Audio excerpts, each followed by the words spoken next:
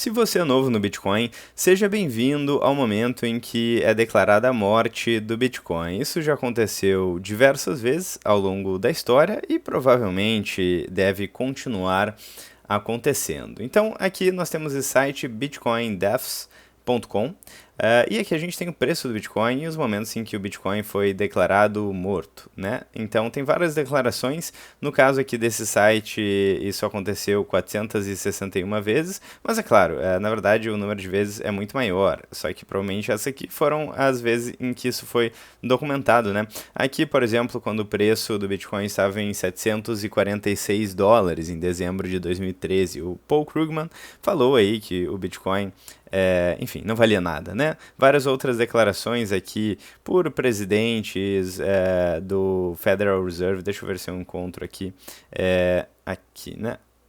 Então, o Alan Greenspan disse que o Bitcoin era uma bolha, certo? O preço na época estava em mil e poucos dólares. Então, enfim, é um fenômeno que acontece ao longo da história, não é a primeira vez e provavelmente não será a última.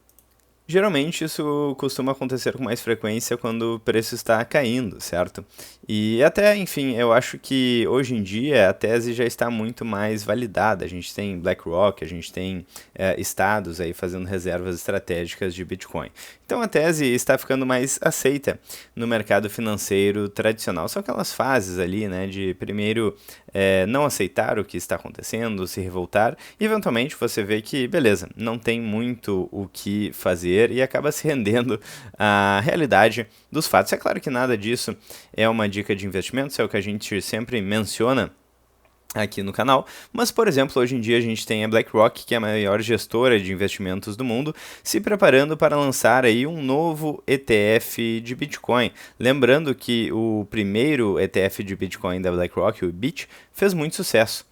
Então a gente tem esse fenômeno e o Bitcoin aí se torna cada vez mais aceito no mercado financeiro tradicional. Mas é claro que ainda vai demorar talvez um bom tempo para que o tema aí, o Bitcoin, vire totalmente mainstream. É claro que quando isso acontecer, se isso acontecer, o que eu particularmente acho que seja um tanto provável, daí o prêmio de preço já não vai mais ser tão grande. Então, se você esperar a BlackRock, estados, nações aportarem em Bitcoin, provavelmente o preço já vai ser muito mais alto. Então, vocês estão vendo, alguns de vocês estão vendo aí a primeira grande queda no Bitcoin. A gente teve aí ao longo da história várias quedas de 70%, 80% de desvalorização em dólar, né? Eu sempre mostro aqui para vocês, por exemplo, de dezembro de 17 até dezembro de 18, 82% de queda. 4 anos depois, o Bitcoin chegou em uma nova máxima, né? 4 anos depois de 2017. Então, em 2021, novembro de 21 até novembro de 22, mais de 70% de queda em dólar. E agora, 4 anos depois, né, 4 anos depois de 2021, 2025 no caso, tivemos uma máxima e até agora tivemos 40% de queda. O que comparando com bear markets anteriores, é pouco ainda, né? Então, nos outros bear markets caiu quase o dobro. Mas enfim, não sabemos até onde vai corrigir aqui, né? O preço do Bitcoin é 71 mil dólares. Agora vamos colocar aqui 6 meses. 6 meses dá para ver mais de perto aí essa queda. Então, enfim, seja bem-vindo ao seu primeiro bear market, se esse for o caso. Eu acho que muitas pessoas acabam entrando quando o preço do Bitcoin está alto e, portanto, todo mundo está falando sobre o assunto, todo mundo fala que o ativo se valorizou bastante, é notícia em tudo que é portal e vídeo no YouTube, né? Nesse ciclo, especificamente, o preço do Bitcoin não se valorizou tanto quanto em ciclos passados, né? Então a gente teve, entre aspas, aqui, apenas 624% de valorização em dólar, o que é muito para qualquer ativo, mas para o Bitcoin não é algo tão relevante assim, né? Por exemplo, no último ciclo, a gente teve bem mais de 1000% de valorização em dólar. Então, a gente está vendo aí retornos decrescentes, aparentemente. E o que a gente vê agora é uma queda menor do que as demais, mas talvez pode cair mais, né? Eu quero saber a opinião de vocês também, inclusive, sobre isso. Eu quero saber se vocês acham que dessa vez teremos uma correção na mesma proporção do que as anteriores, ou seja, em torno ali de 70%, 80%, ou será que esse ciclo vai ser um ciclo mais suave, porque se valorizou menos e vai se desvalorizar menos também. Enfim, aí fica a dúvida. Bom, por outro lado, a gente vê a desconfiança nas moedas fiduciárias, que é parte da tese do Bitcoin. Então a gente vê essa desconfiança se alastrando no mercado. Então a gente tem, por exemplo, o caso da China, que está acumulando bastante ouro e percebeu que não pode depender somente do dólar, o que é bastante óbvio diante das condições geopolíticas atuais. A gente tem o mesmo cenário em vários outros países também que não querem mais depender do dólar, ainda mais levando em consideração que o dólar aí, os Estados Unidos já tem mais de 38 trilhões de dólares de dívida, e a gente vê todas as moedas fiduciárias perdendo poder de compra, é o que eu mostro aqui nestes gráficos. Então essa aqui é a perda de poder de compra do dólar desde 1913, a criação do Federal Reserve, Banco Central dos Estados Unidos. Desde então já perdeu mais de 97% do seu poder de compra. Aqui a dívida dos Estados Unidos já passa de 38 trilhões de dólares. Então a gente está vendo a procura por ouro e prata crescendo e grandes players acumulando ativo, por exemplo, o caso do JP Morgan, que acumulou grandes reservas físicas de prata e tem também uma questão muito interessante envolvendo a diferença entre prata física e ouro físico. Hoje eu vou adiantar aqui para vocês que existe muito mais contratos de papel de prata e ouro do que esses ativos na sua forma física, né? Então é um problema aí que preocupa bastante algumas pessoas e eu acho que faz muito sentido, porque se mais ouro em papel está sendo vendido do que ouro físico, mais prata em papel está sendo vendida do que prata física, né? Contratos de prata, contratos de ouro.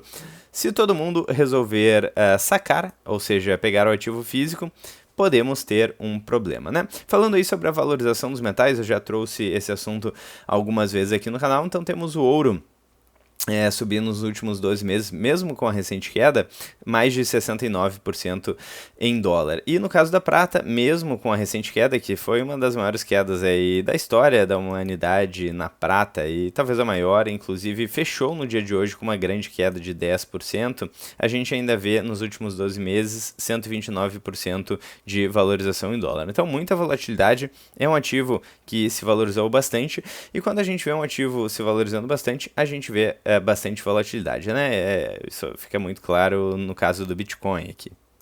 E eu trouxe também esse meme que eu achei muito bom ali no Twitter e no Instagram que está circulando. Então aqui a pessoa pensando, né? Por que eu não comprei Bitcoin abaixo dos 80 mil dólares, ali quando o preço estava em 125 mil dólares? Aí o preço cai para a faixa dos 70 mil dólares e ele pensa, né? Pô, cilada, eu não vou comprar esse negócio aí que só cai, que é basicamente o cenário que está acontecendo agora. Eventualmente, quando o preço volta a subir, ele se pergunta, né? Pô, por que eu não comprei Bitcoin abaixo dos 80 mil dólares? Então acontece muito no varejo, nas sardinhas, né? Geralmente eles querem comprar quando o preço está subindo e quando o preço está caindo, eles não querem saber do assunto ou ficam preocupados ou querem vender o ativo. Então muito cuidado. Por isso que eu sempre digo aqui sobre a importância de não comprar ativos que você desconhece, porque nesse caso a chance de você comprar na alta e vender na baixa acaba sendo muito grande, né? Pô, o Bitcoin existe há mais de uma década, então agora estamos no positivo aí para a maior parte da história do Bitcoin, mas realmente se você comprou no topo, você pode estar no negativo, então, enfim, avalie aí, certo, a sua propensão, a volatilidade e ao tempo, né? E também cuidado para não comprar na euforia, né? Tem um indicador que eu gosto bastante de mostrar porque ele é bastante didático, que é o Fear and Greed Index, um indicador de medo e ganância no mercado, que agora, deixa eu atualizar aqui, mas está muito baixo, olha só, está em 11, próximo de 10. E, novamente, eu digo, como eu disse da última vez que ele chegou ali próximo de 10, mais especificamente em 10, é difícil o indicador ficar ali muito próximo do medo extremo por muito tempo, né? Historicamente, isso não costuma acontecer, manter por um tempo muito longo. Então podemos ver uma volatilidade aí nos próximos dias. O fato é que o preço está caindo, olha só, está despencando no momento em que eu estou gravando esse vídeo, 2,15% de queda, né? E eu acho que talvez algumas baleias e grandes players estejam comemorando essa correção aí no preço do Bitcoin, porque geralmente as baleias elas gostam de aportar no momento da promoção, né? Então, por exemplo, como foi em dezembro de 22 ali na faixa dos $16.000, como foi aqui em dezembro de 18, ali na faixa dos $3.000, e assim por diante, né? Voltando aí para trás, a gente tem preços ainda menores. Então, enfim, eu acho que muitas pessoas estão comemorando essas liquidações aí de preço do Bitcoin, provavelmente muitas posições alavancadas sendo liquidadas aqui no Bitcoin. Vocês podem ver, por exemplo, no dia 30 de janeiro, mais de 2,4 bilhões de dólares em posições alavancadas sendo liquidadas apenas nessas exchanges que aparecem aí na tela. Então, um movimento muito interessante aí de correção forte no preço do Bitcoin, coisa que já aconteceu várias vezes. Nos últimos ciclos durou em torno de 12 meses, então se a gente tiver o mesmo movimento aí no Bitcoin, a gente pode observar aí mais 12 meses, então, por exemplo, até outubro de 26, com o preço caindo ali na faixa dos 70% a 80%. Isso se repetir o último ciclo, porque pode ser que o ciclo seja diferente, né? Na verdade, não tem nenhum motivo para que esses ciclos de 4 anos continuem acontecendo. O halving já não faz mais tanta diferença ali do ponto de vista da oferta do Bitcoin, mas por algum motivo, esses ciclos de 4 em 4 anos continuam acontecendo. Então, por exemplo, tivemos uma máxima em 2013, depois 17, depois 21, depois 25, né? Curioso, o ciclo continua acontecendo e essas correções, esses períodos de bear market depois desse topo aí nos 4 anos também continuam acontecendo. Então, é muito curioso aí esse padrão de preço do Bitcoin. Quero saber a opinião de vocês. Vocês estão com medo aí? É o seu primeiro bear market no Bitcoin? Primeira vez que você vê o preço caindo aí mais de 40%? Se é a sua primeira vez, seja bem-vindo. E, novamente, não compre nada que você não conhece, porque daí existe uma grande chance de você comprar na alta e vender na baixa. No mais, quero saber a opinião de vocês. Eu acho que tem várias pessoas aqui que já passaram por alguns ciclos de queda de 80%, 70% durante alguns anos.